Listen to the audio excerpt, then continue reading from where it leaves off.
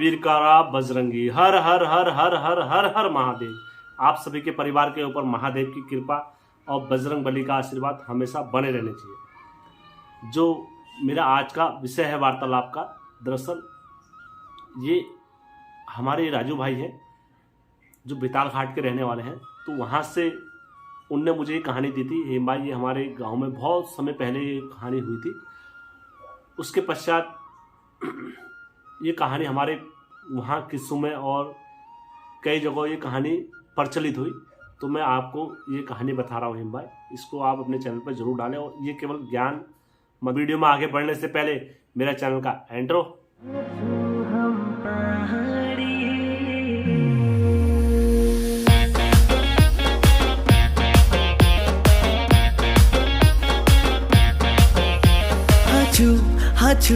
हाचू हम पहाड़ी।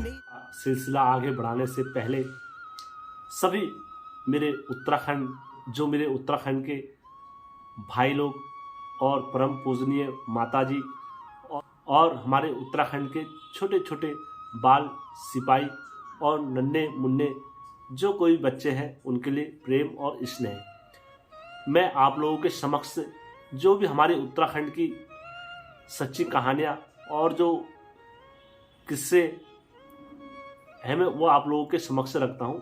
और जो मुझे इधर उधर जो मेरे बड़े भाई और बुजुर्ग लोगों से मुझे कहानियाँ प्राप्त होती है, मैं वो अपने चैनल के माध्यम से अपनी जो युवा पीढ़ी हमारी जनरेशन हो रही है, मैं उन तक पहुँचाने का एक प्रयास करता हूँ कि ये सब कहानी और जितने भी किस्से हैं हमारी पीढ़ियों दर पीढ़ी चलते रहे। दोस्तों, दरअसल मेरा उद्देश्य इन कहानियों को जीवित रखने का भी है, और दूसरा उद्देश्य मेरा यह है कि हमारे जो पहले क्या होता था, हमारे जो देव डांगर और जो डंगरिया हुआ करते थे, जो गुरु हुआ करते थे, जब कहीं भी या यात्रा लगाने या डूंगर लगाने या कुछ भी अगर जाते थे कहीं भी पूजा वगैरह करने, तो देवतों का प्रचार कैसे करा करते थे? कहानियां सुना के करा करते थे। जैसे कहानी सुनाते थे, जैसे देव डंगरिया की या नरसिंह देवता की या बलि राजा की या किसी की भी कहानी सुनाते थे। तो ये दर पीढ़ी ये जीवित रहती थी कहानियां। लेकिन यूथ जनरेशन जो हमारी आ रही है, वो जनरेशन ऐसे आ रही है दोस्तों कि आप लोग और हम लोग इस चीज़ को सुनना पसंद नहीं करते, और ये चीज़ें हमारी विलुप्त होते जा रही। कम से कम हमें इन चीज़ों का ज्ञान ना हो, इतना तो पता हमें होना चाहिए कि ये हमारी देवी देवताओं की कहानी जुड़ी है, और हमें प्रयास करना चाहिए कि हम ये कहानी को अपने तक जीवित रखें। दरअसल ये कहानी जो मेरे को दी है, नरसिंह देवता पर आधारित दी है, और आप फिर इस कहानी को श्री कृष्ण भगवान में भी रख सकते हो, या शिव जी भगवान में भी रख सकते हो, या गोलजू में भी रख सकते हो। आप किसी देवता में भी इस कहानी को फिट कर सकते हो। लेकिन जो ये कहानी का जो आधार दिया मेरे को, ये नरसिंह देवता की कहानी का आधार आया है। तो जो मेरा आज का विषय है वार्तालाप का, इस कहानी को आगे बढ़ाते हैं। जब आज से रवि राजू भाई ने जब मुझे ये कहानी दी थी, उस टाइम पर ये कहानी सुनकर मेरे को भी बड़ा अच्छा लगा। दरअसल ये कहानी मेरी उन लोगों के लिए है जो भाई लोग ये कहते हैं कि देवते के चक्कर से मेरे पिताजी मर गए, देवते के चक्कर से मेरे घर के दादाजी मरे, देवते के चक्कर से मेरी माता मर गई, देवते के चक्कर से मेरे ये मर गए, देवते के चक्कर से मेरा कुल बर्बाद हो गया। ये कहानी मेरी उनके लिए है, ना कि उन लोगों के लिए है जो आस्तिक है। समझने वाले के लिए इशारा काफ़ी होता है। और जो व्यक्ति ये सोच में, ये मन में ये धारणा रखता है कि मेरे पिताजी या मेरी माता या मेरे कुल में देवते के चक्कर से कोई मरा है, हम देवते की पूजा नहीं करेंगे, ये कहानी मेरी उनके लिए है दोस्तों। ये कहानी काफ़ी पुरानी है। बेताल घाट की एक वृद्ध महिला थी जिसका नाम गीता था, और जितने भी नाम रहेंगे काल्पनिक आधार पर रहेंगे, सत्यता के आधार पर नहीं रहेंगे। और जिनने मुझे ये कहानी दी है राजू भाई ने, उनका नाम सत्यता के आधार पर है। और कहानी में आगे बढ़ने से पहले मैं उन सभी के पात्रों के नाम चिन्हित कर देता हूँ। एक वृद्ध महिला थी जिनका नाम गीता था, और जो उनके परम पूजनीय पति जी थे, उनका नाम हम रमेश रख देते हैं। रमेश के एक पुत्र थे जिनका नाम हम हरीश रख देते हैं, हरीश की जो पत्नी थी उनका नाम हम सीता रख देते हैं, और सीता का जो पुत्र था उसका नाम हम देवू रख देते हैं। दोस्तों, हंसता खेलता परिवार इनका था, और गीता काफ़ी समझदार थी और दिन अपने पति स्वामी जी की सेवा करा करती थी। सेवा करते करते जो उनके पति थे वो एक देव डांगर थे, वो इधर उधर पूजा करने और पूज करने जाया करते थे। नरसिंह देवता के डंगरिया थे और गोलजू भी उन पर आया करते थे। तो ऐसे करते करते समय बीतता रहा। एक दिन क्या होता है, समय के अभाव के चलते हुए न जाने हरीश जी से क्या गलती हुई और या उनके पिताजी से क्या गलती हुई, तो जो रमेश तो उन्हें यात्रा हात्रा लगाई। यात्रा हात्रा लगाने के पश्चात उनकी क्या हो गई, दूसरे दिन तीसरे दिन उनकी मृत्यु हो गई। जब उनकी मृत्यु हो गई दोस्तों, तो मृत्यु के पश्चात कुछ समय बाद क्या हुआ, जो रमेश जी थे और हरीश जी थे उनका मरना तय हो गया। रमेश जी मरे, रमेश जी के बाद उनका बेटा हरीश जी भी कुछ दिनों में वो भी मर गए। देखते ही देखते जो उनकी बहू थी सीता, उनके भी प्राण चले गए। अब जो उनके घर के देवता थे वो जोगी सन्यासी थे, नरसिंह देवता और सारे देवता देवगण थे उनके घर में, जोगी सन्यासी। तो दोस्तों उनने क्या करा, आज के बाद जब उनने अपनी विनती करी दोस्तों, फिर क्या हुआ, उनने अपनी पुकार रखी, विनती रखी, कई जगह मन्नतें मांगी, कई जगह वो करा, तो कहीं से किसी को कोई फर्क नहीं मिला। कुछ समय के बाद जो उनका पोता रहा, तो उनने अपने पोते पे ही सर्वस्व निछावर करा। उनने कहा मेरा जो पोता है, मेरा सब चीज का कार्यभार का वंशज रहेगा। समय बीता, जैसी पोते ने चलना स्टार्ट करा, पोता युवा हुआ। युवा अवस्था में होने के पश्चात पोते का एक्सीडेंट हुआ। एक्सीडेंट में पोता समाप्त हो गया। कुल पूरा खत्म की ओर चले गया। अब कोई कुल में नहीं बचा। जो गीता थी, गीता क्या हो गई, पागल हो गई। गीता जब पागल हो गई, गीता बिल्कुल पागलों वाले हरकतें करने लगी। अब घर में अकेली बुढ़िया हुई, कमाए क्या खाए क्या, धर्म संकट, जिंदगी का हंसता खेलता परिवार सब दाव लग गया। और बुढ़िया ने क्या करा, देवी देवताओं को मानना बंद कर दिया। फिर उसके पश्चात कोई भी उसके घर में साधु या सन्यासी उसके घर में भिक्षा लेना आता था, तो बुढ़िया क्या करती थी, मार देती थी। वो उनको मारना स्टार्ट कर देती थी, चाहे कुछ ना हुआ और कुछ, कोई भगवान विष्णु जी का नाम लेता था, भिक्षाम दे माई, भिक्षाम दे माई। कोई भी साधु आता था, कोई महादेव का नाम लेकर आते थे। बड़े से बड़े साधु संत सन्यासी जब उनकी कुटिया में आते थे मांगने के लिए भिक्षा, तो बुढ़िया गीता अपने उन्हीं संतों का क्या करती थी, अनादर करती थी, मार के पीट के वो उनको भगा देती थी। इस विषय की चर्चा पूरे गांव में हो गई थी कि यार वो तो सन्यासियों को मुंह नहीं लगाती है, वो सन्यासियों को बाहर फेंक देती, सन्यासियों को ये कर देती है। तो ऐसे करते करते ये बात कहाँ पहुंची, सब जगह पहुंची, पूरे गांव में इसका विरोध करा गया। लोगों ने अपने अपने, तो लेकिन दोस्तों जो जिद्द में होता है तो वो नहीं समझाते। कितने लोगों ने उसको समझाया कि यार इसमें देवताओं की क्या गलती है, जिसका समय आ जाता है वो तो मरता ही है, ये होता है, तुम ऐसा क्यों कर रहे हो, तुम ऐसा मत करो। नहीं, इसके लिए सब चिड़चिड़े क्या है, देवते दोषी हैं। मेरे देवतों ने नहीं बचाया, मेरे देवतों ने ये नहीं करा, मेरे देवतों ने वो नहीं करा। सब टॉपिक इसके लिए डाल दी, सब देवतों के सर पर डाल दी। समय काफ़ी बीत गया। बीतते बीतते ऐसे करते करते अब उस कुल में भी कोई नहीं रहा, तो देवतों को भी अच्छा थोड़ा लगता है कि यार जब किसी कुल में कोई नहीं रहे। तो देवतों ने एक विचार बनाया, जो नौती नरसिंह जो भगवान विष्णु होते हैं, विष्णु भगवान ने एक संत का रूप रखा, जोगी बन के आए। नरसिंह देवता, जोगी स्वरूप हुआ नरसिंह देवता का। तो सन्यासी जोगी उनके धेली पे बन के अलग निरंजन माई भिक्षाम दे माई, अलग निरंजन भिक्षाम दे माई, अलग निरंजन तेरा भला होगा, जा सन्यासी तेरे द्वार पर आया है। और उसने पकड़ा अंदर से मुसला डंडा जलता हुआ भनेर में से, और निगलते हुए और दौड़ते हुए पहाड़ को आए स्पीड से, और तुरंत तो क्या नाम कहते हैं जोगी पर प्रहार करने के लिए तैयार हो गए।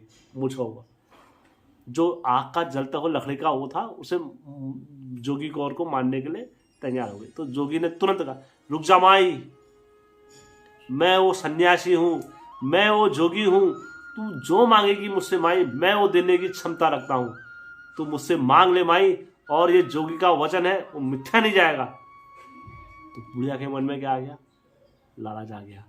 उन्होंने कहा अगर ऐसा जोगी ऐसा सन्यासी मेरे द्वार पर आया है तो क्यों ना मैं अपने सभी को मांगूंगी। आओ जोगी जी, आओ जोगी जी, अंदर आओ, अंदर आओ जोगी जी, अंदर आओ। तुरंत जोगी के पांव धोए और जोगी के लिए आसन बैठाया। जोगी जी आप इसमें बैठो, विद्यमान हो जोगी जी। तो जोगी जी वो आसन में विद्यमान हुए। उन्होंने कहा माई, उन्होंने कहा जोगी जी मैं मांगू फिर आपसे, मैं हाथ पांव धो के आती हूँ मांगने के लिए बैठती हूँ बोली। उन्होंने कहा माई पहले ये जोगी को कुछ खाने के लिए चाहिए। उन्होंने कहा तुमको खाने के लिए चाहिए? उन्होंने कहा हाँ। उन्होंने क्या खाओगे जोगी बताओ, तुम जो पकवान कहोगे वो बनाऊंगी तुम्हारे लिए मैं। तो दोस्तों हमारा इंसान का स्वभाव यही होता है। दरअसल हमें कोई जब हमारे किसी से लेने की अपेक्षा होती है तो हम उसके लिए कुछ भी करने के लिए तत्पर रहते हैं। तो माई ने कहा जोगी जी तुम कुछ भी कहोगे मैं तुम्हारे लिए वो पकवान बना दूंगी, तुम बोलो जो कहोगे वो करूँगी मैं। तो जोगी ने कहा माई मुझे भूख लगी है, मेरे लिए भोजन बनाओ। तो माई फट से किचन में जाती है भोजन बनाने के लिए। उन्होंने कहा तुम 52 भोग भी कहोगे तो मैं 52 भोग बनाने की क्षमता रखती हूँ, बुढ़िया ने कहा। उन्होंने कहा नहीं माई, अगर आप मुझे चाहते हो कि ये जोगी सन्यासी हमारे वहाँ भोजन करे तो आपको भोजन कहाँ से लाना पड़ेगा, ये गांव से मांग के भोजन लाना पड़ेगा मेरे लिए, तब मैं ये भोजन का सेवन करूँगा, और अन्यथा मैं इस भोजन का सेवन नहीं करूँगा जो तुम मुझे अपने अंदर से बना के दोगे। तो माता जी ने कहा ठीक है मैं आपके लिए प्रयास करती हूँ, भोजन बना के गांव में भोजन लेने के लिए जाती हूँ। उन्होंने कहा माई मेरी बात सुनो माई पूरी पहले। उन्होंने कहा बोलो। उन्होंने कहा माई जिस घर से आज तक कोई भी मनुष्य ना मरा हो तुम उस घर से मांग के लेकर आना और तब मुझे यहाँ भोग लगाना। तो माँ ने कहा ठीक है मैं ले आऊँगी, मेरे लिए असंभव नहीं है, मैं जाती हूँ। उन्होंने कहा माई ध्यान रखना उस घर में अपितु आज तक कोई मरा ना हो, और उस घर में भोजन लेकर आना और स्त्री के हाथ से लेकर आना, पुरुष के हाथ से उस घर से भोजन लेकर मत आना। उन्होंने कहा ठीक है। तो गीता वहाँ से जाती है। गीता भागते भागते भागते भागते जाती, पूरे गांव में घूमती है, कोई भोजन दे दो, कोई चावल दो, कोई ये दो। अब वो जिससे पूछती है तो वो बोलता माई कल ही मेरा परसों एक लड़का मर रखा है तो इसलिए तो आप यहाँ से भोजन नहीं ले सकते। उन्होंने कहा ठीक है। फिर अगले के घर में जाए। उन्होंने कहा मेरे पति को मरे हुए 2 साल हो गया आज, तो उन्होंने कहा फिर अगले के घर जाएगी था तो उनसे जैसे भोजन, उन्होंने कहा मेरे को चावल दे दो। चावल लेने से पहले उन्होंने कहा तुम्हारे घर में कोई मरा तो नहीं है? उन्होंने कहा मेरे परसों ही पति मर रखे। ऐसे करते करते गांव में किसी के यहाँ 2 साल में, किसी के यहाँ 3 साल में, किसी के यहाँ 5 साल में मृत्यु लगातार होते रहती थी। तो होते करते सारी जगह से घूम घाम के शाम को कहाँ आ गई, अपने घर में आ गई।